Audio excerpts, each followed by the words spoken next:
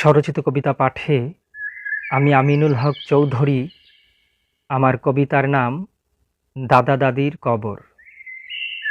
সবুজ গাছের সামিয়ানা কবরের উপর রয়েছে টানা, সেই কবরে দাদা দাদি যান সবারে ছেড়ে নিরলে ঘুমান।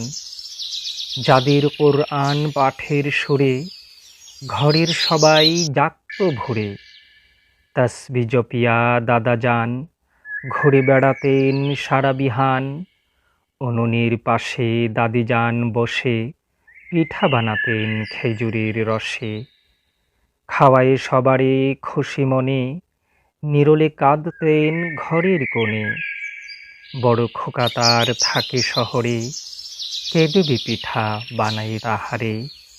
নারিকেল বাগের নিচে বসে প্রহর গুনতেন খোকার আসে।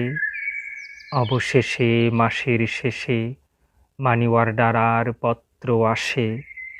খোকা লিখল পত্রের গায়, আসি নাই মা ব্যস্ততার দায়।